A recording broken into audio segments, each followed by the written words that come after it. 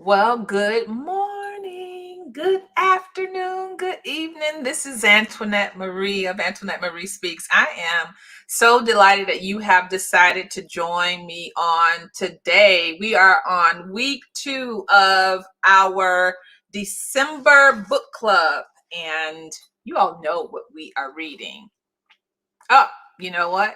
It's the Nobody Knows the Trouble I've Seen, the emotional lives of Black women. That is what we are reading on today. And I'm going to show you this book because, I tried to get real fancy and change my background and all that. And no. So here, there you go. Nobody Knows the Trouble I've Seen, the emotional lives of Black women. Here. Okay.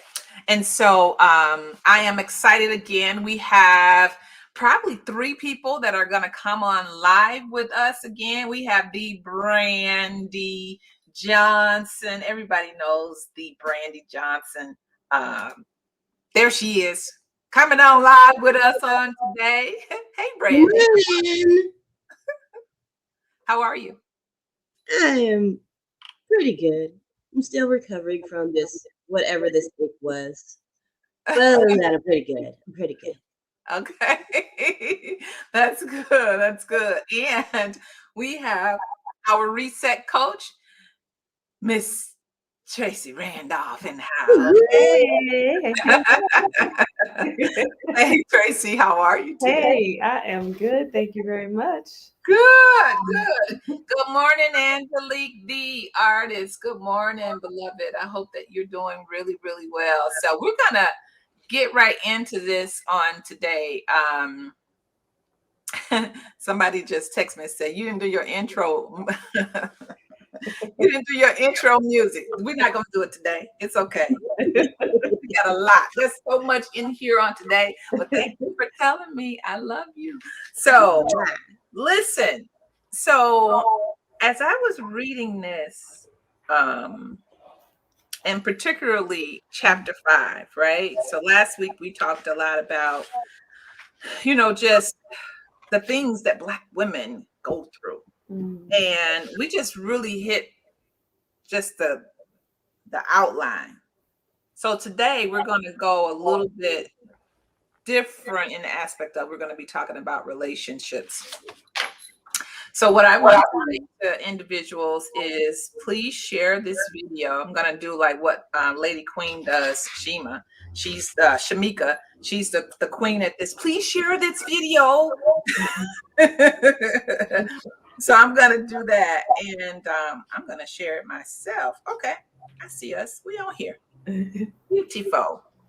All right. So let me tell you one thing that kind of stood out to me.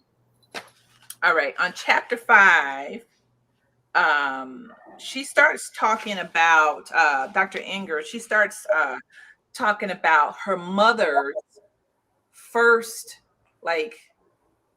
boyfriend, right? His name was Luther Wallace.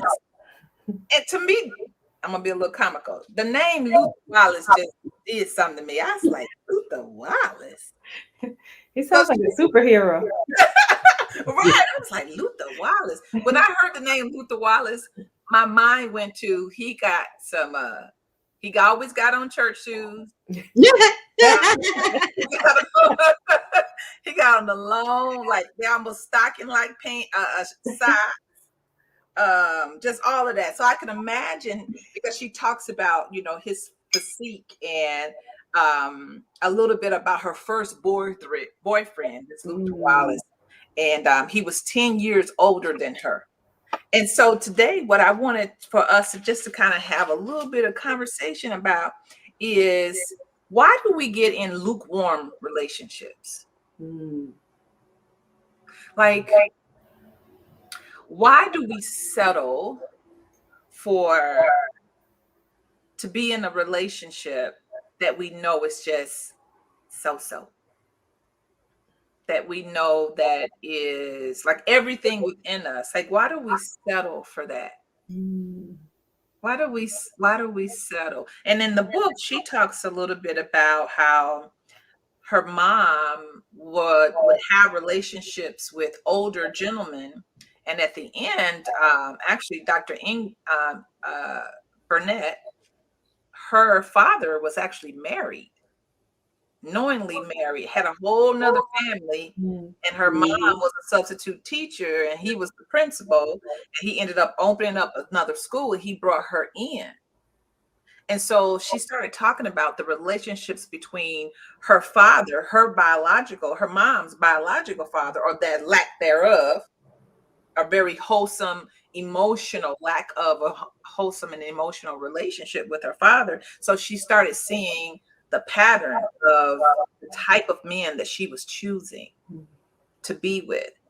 So why do you think sometimes, Brandy, we choose to be as Black women? And now we know, full disclosure, this is not, you know, this may pertain to other women as well.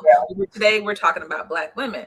Why do you think that we choose consciously, like going in, knowing that in some way we're settling because we just want to be with somebody? Honestly, I have no idea. Like we run around here saying how much we love ourselves, and then we end up in these lukewarm relationships with people that like ultimately aren't about nothing. And once you figure out they ain't about nothing, you done invested 1 or 2 years. You put it up with 2 or 3 baby mamas. And then we work if and when you feel like it, they'll be driving your cars if it's his. And you're like, I got a nice body to lay next to at night at least. Yeah, but somebody else might be laying next to that body during the day. Yeah.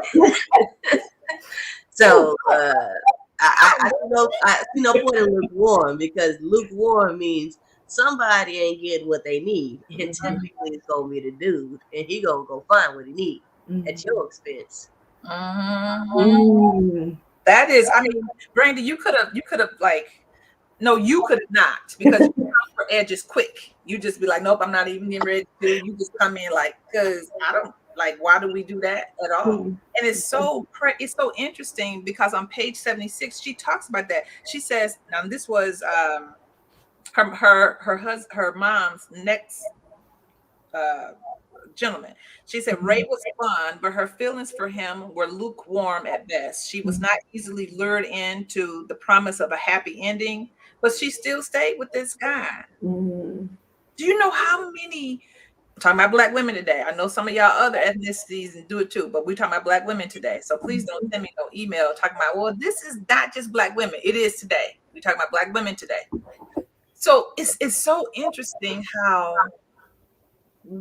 many times women, Black women, we know we're going into something that does not always serve us well. We know that sometimes at the end, even at the beginning, we know like this, why am I with this person? Okay, so he smelt good, maybe. And we see certain things, but then I think a lot of times we just compromise our own selves, like what Brandy just said, because we don't want to be alone, or we want somebody, a body to warm up with. I would just say, if you really are in that situation, don't go and get in a relationship with a human when you really don't even, like, you see the signs within yourself. I remember I did a show called On Relationships, and I remember Aaron Booker saying that in the relationship that he had with his ex-wife, at the beginning, he turned red flags pink.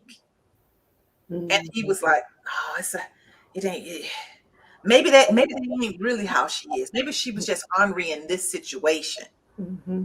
What do you think, Tracy? Well, that's a good point that you brought up. So just to speak from experience, right? Always turning the red flags pink. That has happened a lot. So I'm either the best person to talk about this or the worst. I don't know. First step, submitting it. Exactly. But I think it is too what Brandy said, right? And what you said, not wanting to be alone. Doing things by yourself for so long and longing for that, Yeah. I don't know, just love, communication, companionship, or what you think is going to be love, right? But Mhm. just settling for that, or you think there's not going to be anything better out there, right? There's so many reasons, especially when, for the most part, a lot of us Black women, we are out, sisters are doing it for themselves, as the phrase goes, right? We're out here doing it for themselves ourselves. So we want just that companionship, really. It's not about money, it's not about what you can buy me. It really is just about love and companionship. Mm-hmm. And it's hard to find in our Black counterparts, right? When it comes to commitment and love and companionship. Now, what do you mean by that? Because I think that's interesting. Hmm. You say about commitment, Hmm. and I do agree with you. I'm seeing a lot of that. I'm seeing a lot of very successful women, Hmm. Black women, that have a lot of stuff. Like they have it. You don't have to buy them a Louis. They got it. You don't have to buy them none of that. They got all of that. Hmm. They are so desiring for a really true and dynamic, rich, committed relationship. Hmm. Um, and many times they do compromise, not what they have monetarily, but they compromise their own inner peace and Hmm. their own inner them, Yeah. because they're just like, there's not a lot of, good guys out here. So in order for me not to be alone, Hmm. I need to compromise on what I really truly want. Hmm. Why do you think a lot of women do that? Do you just think there's not enough men out here to? There aren't, but Well, that's by design. yeah, I was gonna say the ratio really is off, completely off, right? So that is a good point. But I think it's also, well, if I'm listing my pros and my cons, and he's got the top three pros and maybe the last three cons, right? You have to, I think women decide, well, what can I deal with? Um, Mhm. you know what I mean? No, I'm being serious, right? Because this is true, right? What can I Yeah, do, and what can I push to the side? What am I now turning pink, yeah. right? Because I want to be in a relationship. Why Hmm. do you think Why do you think Black women want to be in a relationship so bad? Mm, that's a good question too. That I cannot answer. I'm gonna be honest with you. I don't know, because there have been times in my life where I'm like, I really don't need to be in a relationship, right? Yeah, And then there's been other times where it's like, okay, I want that. So I think it depends on where you are at the time in your life. Really, I don't think it's necessarily just Black women wanting to be in a relationship. I think it just depends on where you are and how you're feeling in that time. And I'm saying feeling, right? Because that's what it's based on. Right. I like what Angelique just said. Sometimes people get into lukewarm relationships because they were in passionate relationships that were too much drama, so they want something simpler. That's ooh, good, Angelique. Angelique. Mm-hmm. Wait a So minute, that let me could take that definitely one be home. something too. But I think part of it is some of us just some of us just can't feel complete without checking all the boxes. Mm-hmm. And a lot of women's box includes a long-term successful relationship of some sort. Hmm. I But think there's, I think there's a lot to be said about what Angelique just said. She said sometimes people. My screen is big, y'all. Don't worry about it. It says sometimes people get into lukewarm relationships because they were in a passionate relationship that was just too much drama. Wow. So that makes me think about, like, again, we have to, at the beginning, we have to really recognize who another person is, for real, for real. Mhm. Mm-hmm. I think sometimes we get caught up in, oh, he took me out to dinner, maybe it was 5 star. We went on holiday or vacation together. Um, he bought me a gift from Tiffany, or whatever it is. And we just don't look at what really truly matters. Mm-hmm. We don't look at what really truly matters. I remember when I met my husband. Well, I met my husband in 1988, but whenever he came back and we in 2000 and whatever. Um, I remember him saying to me, like our first date was, he sent me an email and he said, and I'm at work. And for me, my thing was when I'm at work, Superwoman syndrome. When I'm at work, don't bother me. I don't have time for no relationship. I'm focused. I'm not going to check your email. Don't text me. Don't do nothing. I was focused. But he ended up calling me because I didn't check his text. And he was like, "Don't you see my text?" I was like, no, but I'm walking around with my cell phone all day. And so I remember him saying to me, "Check your email." And I said, oh, okay. First of all, you messing with my vibe, I'm in work mode. So I said, okay, because it was new, you're like, oh yeah. And so I did. And when I checked my email, he said, open it up while I'm on the phone. Well, first of all, I don't like you telling me what to do. That's the first thing. So that whole process was just turning me off. And so I said, okay, so I'm here at the computer, I'm checking it. And he said, "Do you see what I sent?"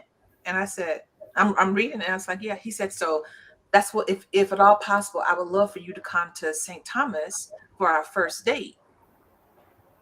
And I think some women would have been like, ow. Me, I was like, like, how I'm gonna get ready to get dinner? How I'm getting ready to go? I got my children.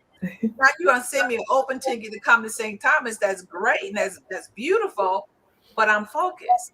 And I think a lot of times what happens with women, I mean, and actually to end that story, I didn't go, but the second time I did go. That second time I was like, hold on now. But I think that a lot of times what we do as Black women, we love like that blissful stage. And a lot of women do. We love that blissful stage. Like, okay, they're gonna come and whisk me off my feet and buy me, roses and lilies and all this type of stuff. But then we don't look at some of the things, some of those red flags that are unbeknown, like right in your face. Because we look at it's new. People love new relationships. Like, oh yes, and the smell is different, and you're getting in his vehicle, he's holding the door, he's bringing you a card, all this type of stuff. But then when we get down to the core of the relationship, is this really what you want? Because eventually he may not, buy you a lily every single time y'all see one another. He may not give you a card every time y'all have a dinner or whatever. So I love what Dr. Burnett said about, she said, relationship problems are among the most common issues that cause women distress. Strained relationships with their fathers or a string of unsuccessful intimate relationships may leave them feeling flawed, damaged, and unloved. Because I know, unlovable. I know a lot of women, like I said, that have been married before, and they're just like, I'm not doing it anymore. And a lot of it does come from some of their past relationships or lack of relationships with their fathers. That role is significant. Yeah. You not having a positive relationship with your own father, whether it's biological or someone that has been in your life since you were a child, right? That fatherly figure. I truly believe that played, well, I know because she talked about it and got the research on it. That plays a huge role in who you decide to be with. What do you think, Tracy? Yeah, definitely. Again, I'm going to speak from experience, right? Because of childhood and having my father being abusive to my mom in the household. And, then on the other side of that was the women in my family and even the men in my family raising me to be super independent, to not have to depend on a man. So they never gave me the good side of marriage. It wasn't even focus. You know what I mean? So I think sometimes too, when you don't have that relationship with your father, and either you're being raised by all women or even the men in your family are trying to make sure that you're going to be okay, but in a different way. So they're saying you become independent and you don't need a man. And so that played a part in my life. So it was never really a focus on marriage and relationships. And I think a lot of Black women were raised that way because either the fathers were not right in the home or they weren't even there. Mm-hmm. You How know, do you, Tracy? How do you? Let me. Okay, so being that that's your history, mm-hmm. how do you think that that actually affected you as you became, you know, beautifully aging, right? Mm-hmm. You know, and in your own relationships, do you feel as though if you would have saw something a little bit different, do Mm-hmm. you think that you would, you know, be married right now, or do you think that you still would be doing, you know, where you currently are? That's a good question. And I don't know. It definitely shaped where I am and where I have, what I have gone through, you know, my journey, because I was not focused on relationship. So I was in relationships for, you know, the fun of it. I'm just going to put it that way. I was in the Yeah. relationship for the fun of it, meaning, you know, you have somebody to spend your time with, but I wasn't really Mhm. focused on marriage because I was that career woman too, and I was focused, like you said. Don't call me at my job. Don't even send me flowers because I'm so focused. Don't send anything to my job, right? Because they don't I even know. need to know that you exist. Because, and I'm gonna be now. This is real transparency, right? Not even that significant, right? Because the job was more. The job weighed more than Yeah. anything else really at that time in my life. Until Yeah. I had my son, the job weighed more than everything, right? Mm. Mm-hmm. And that's not, I loved my family, but I was able to balance family and work, right? Because it's a different dynamic when you don't have a husband or a child and you're Mm. out there working.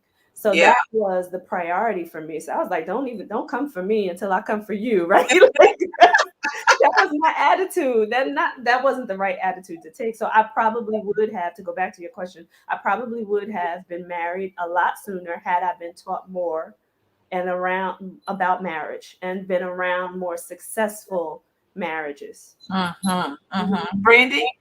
I'm kind of smack dab in the middle. I've had the like my father was around. He's a very good father, but their relationship issues, some of the things that happened between my parents as I was growing up, Mhm. would be deal breakers for me.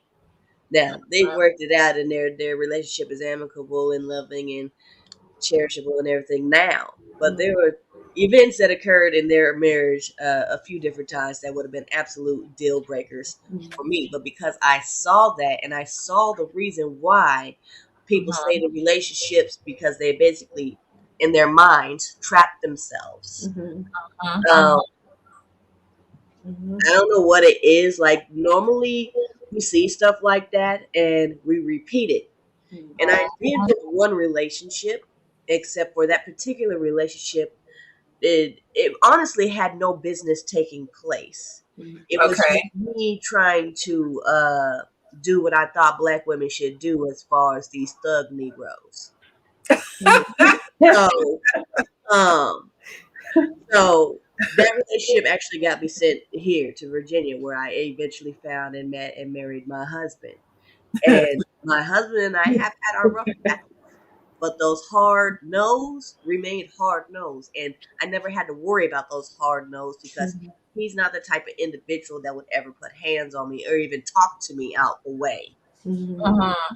If he has a problem, we are able to communicate. Now, there was a point Mhm. in time in which I and he both needed to level up as far as our emotional intelligence to better communicate on the levels necessary to continue to grow the way that we wanted to. Mhm. Mm-hmm. But the things that I solidified in my mind, especially after the experience with the Psycho X, um, helped me solidify my boundaries. That helped to create the very functional, loving, balanced relationship that my husband and I experience now.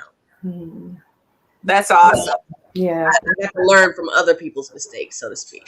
Mhm. And Yeah. they weren't necessarily mistakes, they were just missteps that I was able to avoid altogether just through the process of observation, Yeah. and being able to see something occur and know what the consequences were going to be without ever having to go there myself.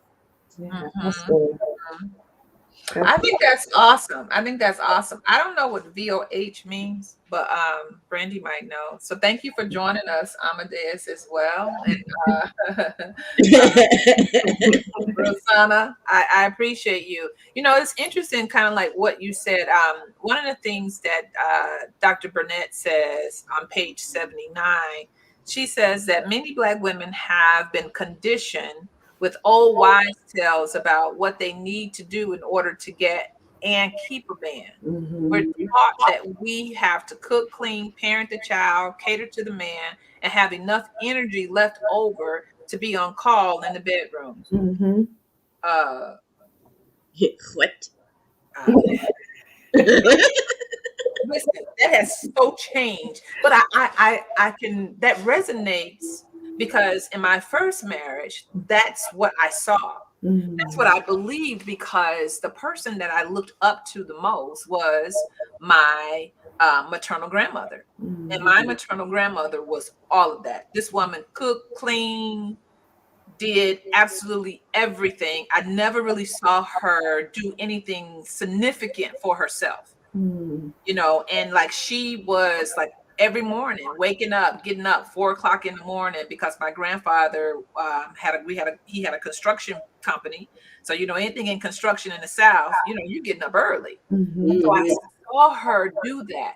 And I didn't even know that that's where I got my,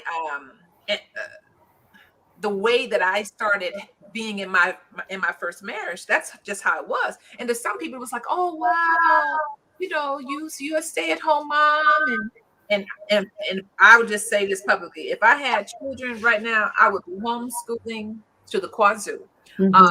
Yes. I just recognized that as I was in my marriage for years, I'm like, wow, I'm like barefoot and pregnant. I'm pregnant again. And I had to do so much growing. Not saying anything's wrong with necessarily having children, because I have 4 biological children and 3 bonus babies. But I started to recognize, like, Antoinette Marie, where are you getting this from? Not saying it was negative, but there are times in your life where you're going to have to dig deep and say, why do I think this way? Mhm. And then Right. why do I think that if other women are doing it differently, that my way is better? Mhm. That Mhm. part. Is Mhm. is is that part there that caused me to kind of start to think about, okay, wow, you're a stay-at-home mom, and I did homeschool for 2 years, and you going to PTA. None of that is bad. But as we grow and as I began to grow, I'm Mhm. like, wait a minute, hold on now, because kids get older. And then what? Right. Then what? And so when I read that, I said, wow, this absolutely makes 100%, it makes sense that who we see and who we look up to, sometimes those particular attributes of them, we Mhm. unbeknowingly, even to us, we start to respect and honor that, and then we're like, and then we develop into that, and we're like, oh wow, this That is part. And you have a question there.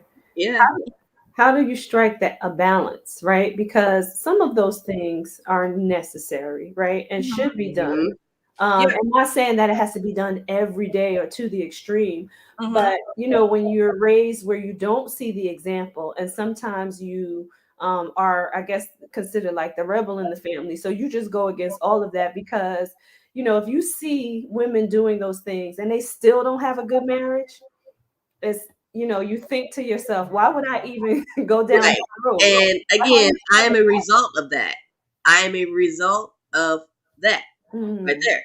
Mm-hmm. So again, from just observing the different relationships around me, I realized that in Antoinette Marie's case, when your grandma got up in the morning and made sure everything was straight for grand, that was her sacrifice. Mm-hmm. She sacrificed and he sacrificed in a way that you guys didn't have to. But you Hmm. didn't know that what you were supposed to do was do better with the information that you had. Mm-hmm. And they didn't know to tell you that because they were just doing the best they could. Yeah. They was barely removed from lynchings. In fact, they were still probably experiencing stuff like that even when you were a child. Yeah, it was deep in Alabama. It Right. was real. So we now, especially my generation, but you guys too, have been able to function in a world of which that kind of stuff is still a thing, but Mm-hmm. it's not in our face danger right now. Hmm. Mm-hmm. Hmm. So we can function differently, but we have been taught the trauma response to things, right? Yeah. The Mm-hmm. the the the survival mode is still on, even though we're not in a place that we need to survive. Yeah. We've moved into thriving, but we're so unfamiliar with thriving that we still stick to the survival mentality. Mm-hmm. So the survival mentality still affects our relationships with our children, our relationships with our parents, and those of us that can't reconcile that, they did the best they could with what they knew, versus those of us who are like, I can't stand them, they should have did better. Mm-hmm. And we are out here. Those of us that are like, we can't stand the older generations that seem to have so much available to them that had no idea that was there. Like, you don't see stuff that's available to you when you're scrambling just to survive. Mm-hmm. You That's a can't see good that. point. Yeah. That's a good point. And I think also, kind of to answer your question, Tracy, about that is that I think for me, because I was in my first marriage for so long, almost 25 years, I think that when it came to recognizing, like, girl, you are doing too much. Mm-hmm. And unfortunately, that was after, having a brain aneurysm. That was after, being a superwoman and having what I call superwoman syndrome. Just the job was so important. So once I decided and able to work outside of the home, but it was with anything. I was 100% there. I mean, there were times where I was working 10, 12 hours, not because I had to, but because that was just my work ethic. And then I began to look at that was how my grandmother was. Like, everything that she did, from making biscuits to cleaning houses to telling us, get some of that beer from behind the pecan tree. she was an entrepreneur. She worked, but she was an entrepreneur. And so I recognized that sometimes we really are just doing too much. And I had to sit and I had to recognize, like, why are you so hyper vigilant? My therapist told me, once I decided I needed some therapy, my therapist said to me, you are what we call hyper vigilant. You are hyper vigilant at everything, whether it is your children, whether it is your 9 to 5, whether it is your business. And it sounds real, wow, hyper vigilant, but hyper vigilancy, come on with the word. Hyper vigilancy, I don't know what it is. Well, let's make one today. A lot of stress. And that's when I started noticing, like, my body started responding differently to just little things. Like, I couldn't handle what I thought was just regular things, because my body come here, Sydney. That's my dog, y'all. My body being under that amount of stress could not handle it. And I began to go back and look at my grandmother. Like, this woman was under so much stress, but she never spoke about it. It was just the thing to do. It was just to assimilate. Black women, we do a lot of assimilation. And I see, and I'm really glad to see that this is really changing, particularly in the millennium generation. There are things that are really changing. A lot of Black women now, they're like, listen, I need a me day. Matter of fact, this might turn into a me weekend. I would have never, when I was younger. Now today, yes, sugar, yes. When I was in my, late 20s and 30s, I would have never talked about having a me weekend. The me weekend was, we got to go to Girl Scouts, baseball game. That was, and so I love what Amadeus said. He said, thanks for bringing clarity, ladies. Great discussion. He said most of that thinking derives from slavery and that particular mindset back then. I totally agree. And it's not a mindset. That's a little bit of what Brandy was kind of talking about. And I think that it's so great to now be able to say, wow, and see the progression. To see the progression. I don't know. I never even remember my grandmother even getting a pedicure. I don't even know if my grandmother would have ever even had anybody touch her feet, to be honest with you. Yeah, absolutely. So let's talk a little bit about, and for those of you that are coming on, hey, Anna, that's my daughter. So, for those of you that are just coming on and are asking about the book, the name of the book is called Nobody Knows the Trouble I've Seen: The Emotional Lives of Black Women by Dr. Inger Burnett Ziegler. If you would like to get it, you can get it absolutely anywhere.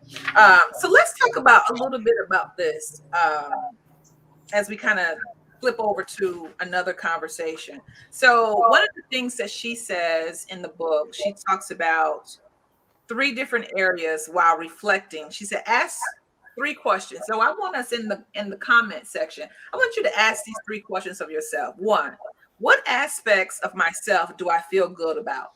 Mm.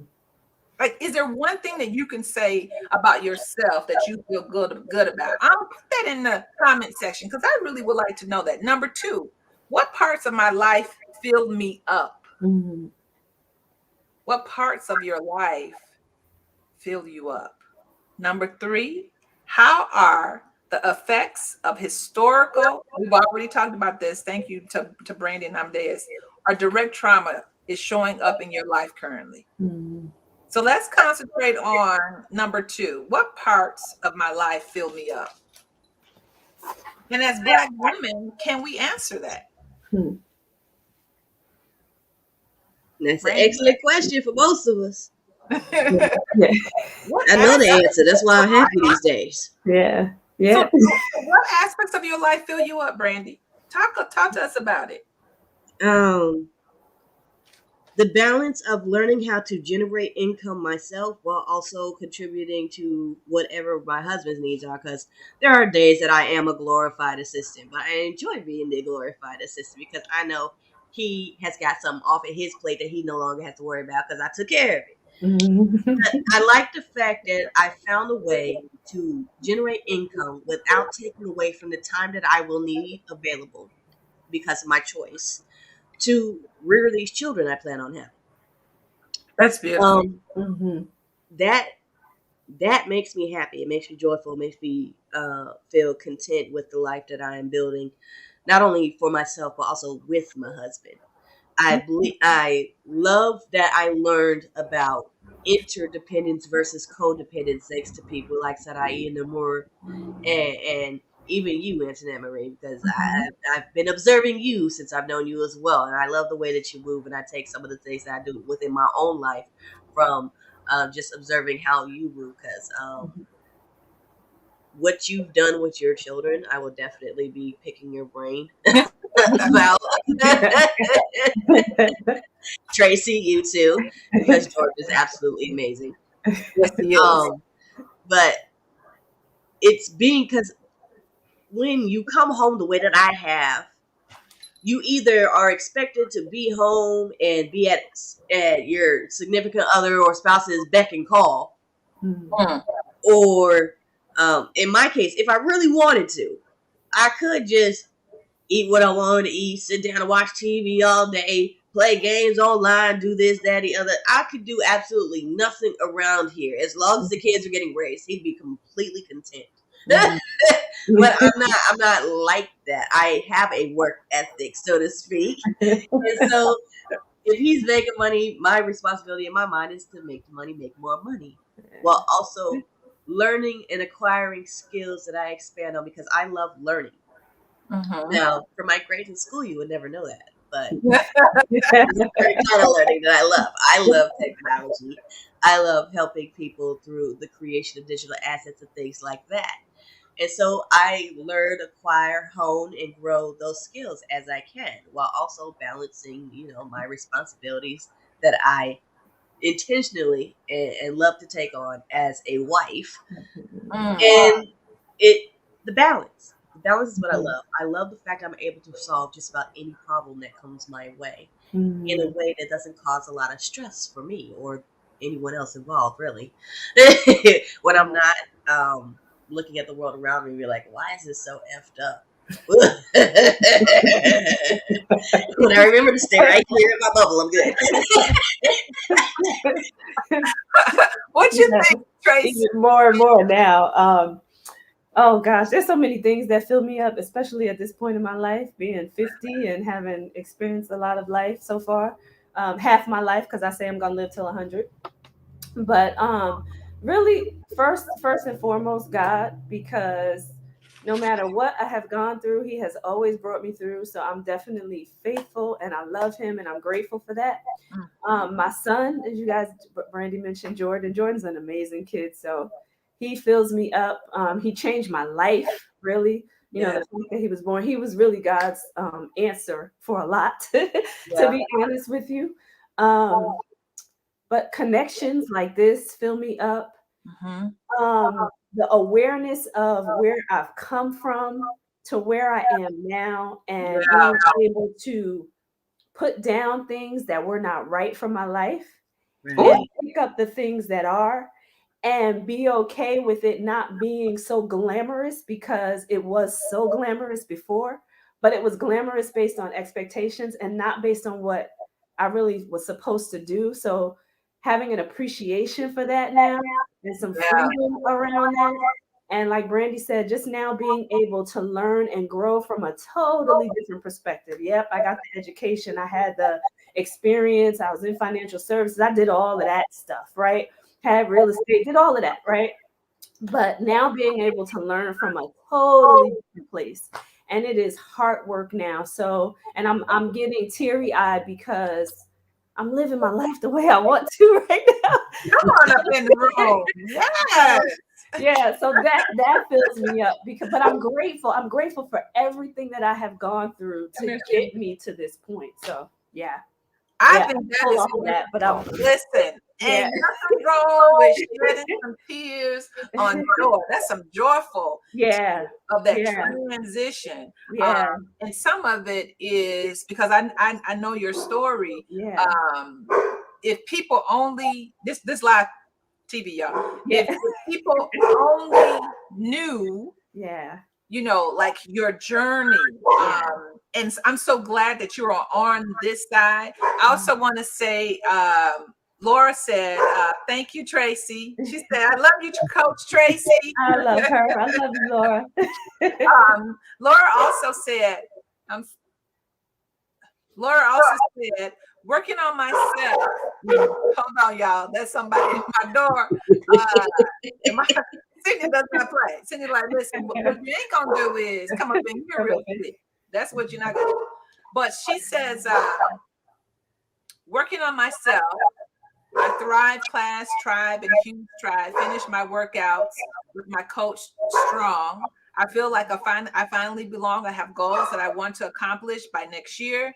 Next big one is learn how to budget my finances and lead me into doing something for a business soon. Yeah. Come on, Miss Come on, Laura. Laura. I Yeah, think that is exceptional. yeah. And that's one of the reasons why um well, I think we all three of us do the work that we do, you know. Mm-hmm. Many times, people are always looking at like, oh, people are on social media, or Brandy's on social media, Tracy's on social media, and it's like, wow, but you can have your own life, Yeah. you know. And I'm always very proud when I see Black women, for instance, what Brandy is saying, Mhm. that she has a man that knows who he is, but also is, says to her, listen, I love you and you good right here. Mhm. Good right here. You don't have to go out and try to prove necessarily anything. Yeah. Just you being Brandy is good, is more than good. And I know a lot of women, young women, they're like, no, they don't want to, like stay at home, gotta have a baby, raising kids. Ain't nobody got time for that. Every time I hear, women say, just like Brandy has said, like, this is what I'm choosing to do this. Yeah. I am choosing to live my life in a way that is pleasing to my husband and, of course, to God, but to my husband and I. And this may not work for everybody. Yeah. Mm-hmm. This may not be for everyone. Yeah. And I don't think that there's anything wrong with that. I also don't feel like there's anything wrong with, everybody's households are very different. Mhm. Some people, look at things and they're like, wow, like, two people, they go out and they work. You don't have to do that. Which brings me to what my next thing. So I was looking at the at Forbes this morning. I wake up before y'all, so just bear with me. Which is I just had a minute. My grandmother woke up before. Child, I don't even know. But anyway, I didn't even think about that until I I'm just gonna ask you for what? no. So a couple of reasons. I have to have at least that hour time with God. I just gotta have it. I just gotta have it. Sometimes it's 5 o'clock, and I do some like diversity, equity, and inclusion, and one of the companies that I do a lot of like lives with, they're in the UK, and so they're like at 11. Some of their stuff is like 7, but it's really hour 5:15, 5 o'clock. So that's just fine. But anyway, and I like waking up early. But did you all read this? That 4.2 million Americans quit their jobs in October. Yeah. Yeah. 4.2 million Americans quit their jobs. Not with fire. Mm-hmm. Quit. Mm-hmm. Yeah. So there is a shifting that is happening. There really is. There's a shifting that is happening. And I want to say that I am so proud of women, Black women, that have decided, listen, there's a difference between we can't afford it versus we spend too much money. Correct. Like some people say, oh no, I can't, or our families can't afford to have a one income. Is it really that your family can't afford to have one income, or is it that y'all just spend too much money? You don't budget. And so when I hear and I see Black women deciding that they were no longer going to subject themselves to extreme stress at work. They just said, you know what, do I need another shoe? The man said, do I need another tie?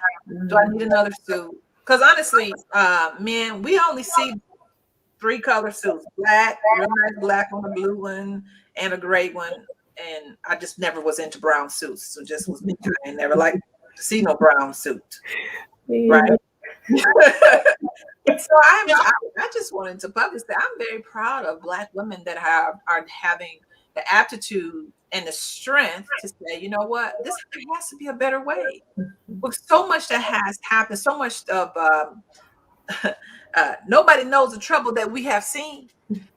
With so much that's happening now, to see women make a decision that it is better for their families, for them to be at home, for them to raise their own children. Now, everybody may not fit into this circle, right? But if you have the capability to have for your children to be raised by their mom or to be raised by their dad, wouldn't you want to do that? I just always wondered if my children or your children or anybody's children, if you would survey an infant, walk with me. If you would survey an infant and you would ask an infant, would you rather be with your mom or your dad during the day or at Shakita Boo Boo's daycare center? I wonder what they would say. Because what I know is that children need nurturing. Children need, and I always will say, parents are their children's best and most important teacher. Yeah. Not a teacher externally, not necessarily even a grandparent, because there is naturally 98.9% where a parent, and particularly a mom, has a different type of connection with their children. And so I'm really, really proud to see Black women making a decision to say, I'm going to stay at home with my children. This daycare is too expensive anyway. When I was preparing for this, I had asked, there's a research company called Mathematica, and they're part of like Head Start and Early Head Start. They do some client work for them. And I did not know for an infant to be in childcare, it's literally 300 average, 3 in region 5, right? which is like Midwest, you're talking almost $380 a week Yeah, $400 a week out here too. for. More than that in New Jersey. And then think about it. So in Yeah. Jersey, it's probably $550 a week. Who Mhm. can afford that? Mhm. And particularly, let's just say, okay, well, if you're in a C-suite, you may be able to afford that financially. But if you're working at Amazon, making $17, $18 an hour, you can't afford that. Mhm. You can't. So I think that it is so helpful, and it's changing, literally, it's changing the trajectory in corporate America right now. Mhm. It has to. What's supposed to happen? Yeah. When you basically, okay, think about it like this.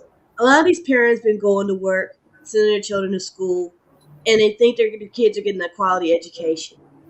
Kids were home from school for an entire year, and these parents realize my kids aren't learning shit. Mhm. So, is it better for me to pretend like I don't know that there's a problem with this education system? Mhm. Or should I come home in order to curb the situation I currently see with this education stuff with my child? Mhm. Because if I'm busting my butt thinking that they're learning and they're not, I'm busting my butt sacrificing in order to give them a better future. Well, in order to have a better future, you need a decent education. Yeah. So, what are you actually doing? A lot of these folks are waking up like, no, I need to be home with my kids. It might suck. I might have to struggle financially. I might have to figure some things out. But corporate America doesn't care about me.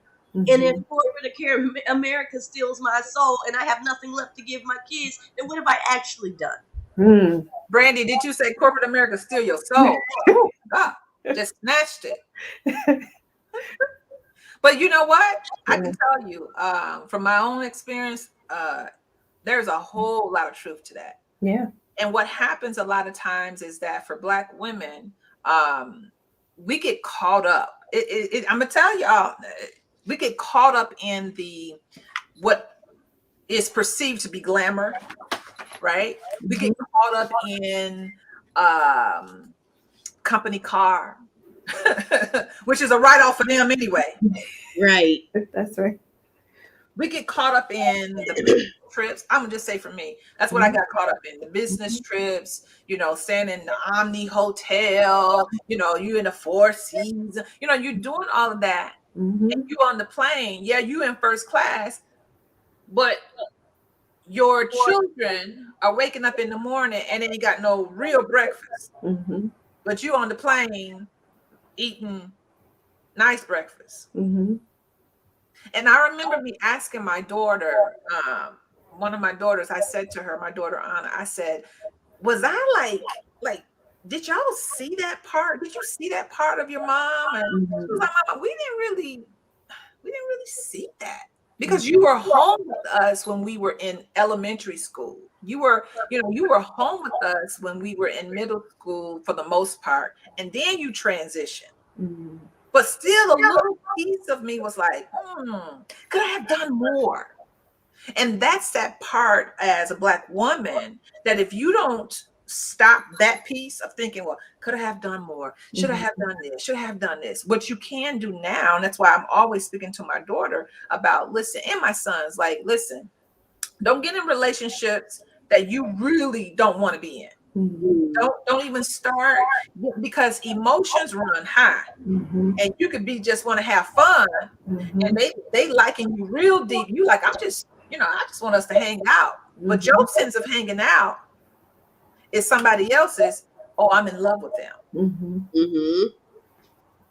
And sometimes it's hard to break that thing. Yeah. For you can break it. Like, you can send it in a text. You know what? This relationship is no longer serving me, and I just think we need to do our separate ways. And when they read that, they're like, hold on, say what now? You were my everything. And that's when you know there is a problem. So going back to what we originally said at the beginning, relationships can be very complicated, but you have to know what you're getting yourself into. You got to ask questions from people. I was telling a young lady, I said, ask questions about his relationship with his mother. That part. Oh my goodness. Mhm. You, how is it? Do they have a relationship? Did he was she abusive? Mhm. What kind of trauma does he is he reflecting from that? Yes. That's real. Yeah. Because people would say, "Oh no, that was then, and he's older now." Baby, let me tell you something. If they have not dealt with that piece, it's coming up in the relationship. Yes. At some point. Yes. At some point, that dysfunction is going to come. It's like a Pepto Bismol. It Mhm. is sit up in there for a little bit, and then it effervesces up, and you be like, "Wait a minute, what you mean? It was already there. Mhm. You just didn't ask the right questions." Mhm. You tripped over the right trigger. Mhm. Yeah. What you think, Tracy? Ooh. Yes. Yes. Yes, yes, and yes. That's all I can say to that. You better find out because I'm okay. I've had a lot of experiences, so yes, dealing with that is definitely a struggle because a person needs to get through whatever it is that traumatized them in their life before they can be in a relationship. So you may be whole because you've already dealt with your stuff, but if the counterpart has not, it's going to be very difficult for you to have a healthy relationship if they don't deal with the trauma. And a lot of times as women, right? I'm just going to say this, you feel like you can help them. Yeah. Mm-mm. We the fixers. We always want to We fix them. want to fix, but we can't Wrong fix answer. people. Yeah, wrong. We can't fix people. So, you may be able to tell them what you think they need to do, but they have to do the work themselves. Yes, You can't fix it. absolutely. Hmm. Absolutely. And as much as we love, our partners, our husbands, our Hmm. it get to know Hmm. who you are embracing and being Hmm. in a relationship with. Hmm. Get to know yourself first. Yes. Because if you get to know yourself first, there'll be certain things that you'll be like, can't do Yeah. that. I I can't ask questions. And I'm glad we have younger people that are on here. Ask questions. Ask Mm. the question like, hey, how was your relationship with your mom when you were in middle school? Be real, like specific. Hmm. Because sometimes when you ask specific questions, it may trigger something. And if Hmm. somebody's coming and he's saying, oh, I can't stand my mama. Okay, hold on, because I'm a mama. So we need to talk a little bit about this. Right. You need to probe a little bit Yeah. whenever you're having conversation. I Yeah. also wanted to say this, just one thing about stress. And this is what Dr. Burnett says. She says, in general, women who experience more stress are more likely to have fibroids, and the symptoms worsen as the stress increases. Stress can lead to unhealthy behaviors such as physical inactivity, poor Hmm. eating habits, cigarette smoking, and increased alcohol use, which Yeah. may also increase fibroids development. Yeah. You know Oh, what I can I mean? Go speak ahead, on Tracy. that really quickly? Yeah. Because when I was going through the breast cancer, I actually had a woman. I'm not going to title her because I don't know what she was really calling herself, but she said to me, "You have this because of stress, and part of that stress is a man." It wasn't a relationship well, it was a relationship with my manager. we Yeah. we were so conflicting, and she was like, this is why this is coming up. She was like, Mm, particularly on the right side of your body, you are because I wasn't even in a relationship at the time, but she was like, yeah. you are having some issues with a man. And I was like, wow.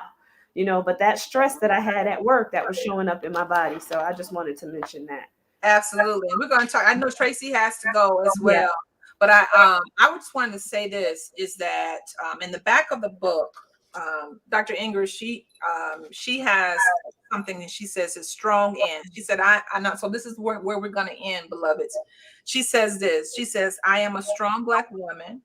My past struggles do not define me. The Mm. future is mine to take hold of. I Mm. release myself of guilt. Come on, regret, shame, fear, and worry. Mm. I have known suffering, but I have the capacity to heal.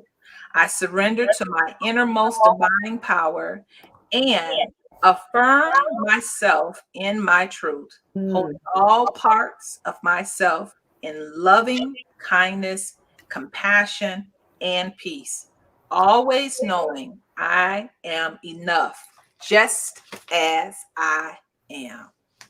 That's it. That I'm telling you, that right there is mighty. So on next week, we're gonna just continue to go on. We had up to chapter 10, and when I just decided, like, we're just gonna talk about any chapter that we want to up in the book that way, because it's so good. I really do feel like this woman has so much insight and so much wealth of knowledge. If you still want to join us and purchase a book, I purchased mine on Amazon. You can do Kindle like Brandy has done hers as well. You can do it however you would like to do it. And I also just want to say to you that, anything that you desire up in your life, you can achieve it. You don't have to just say, well, I'm only good enough for this. You are good enough for absolutely anything. And I want to just tell you that I'm very, very proud of you as a Black woman, that you are able to stand tall. You don't have to be every single thing to nobody at all. And as you continue to grow, just also continue to know that there is so much greatness within you. Okay. Brandy, I want to say thank you, beautiful woman, for being on here today. Will I see you next week? Yes, ma'am. God willing. All right. So from our hearts to yours, we want to say thank you so much for joining us. And thank you, Carrie. I saw you. Thank you for being on. And I will talk to you again next week. I'll see you Sunday for Bridging the Nations. See you soon. Thanks, Brandy. Bye. Bye. Hello, beloved. This is Antoinette Marie. I believe that every one of us is born with a purpose. No matter who you are, what you do, or how far you think you have to go, you have been tapped by a force greater than yourself to step into your God-given calling. And I also believe that each one of us has an essential role in the whole of humanity. You see, the purpose of me creating Antoinette Marie Speaks is to offer the wisdom of experience from visionaries, artists, teachers, and trailblazers who have walked this road before you and who have shared their inspiration and lessons with me. So let's go. Let's take this journey together and let's discover the purpose for your life on this earth. This is Antoinette Marie Williams.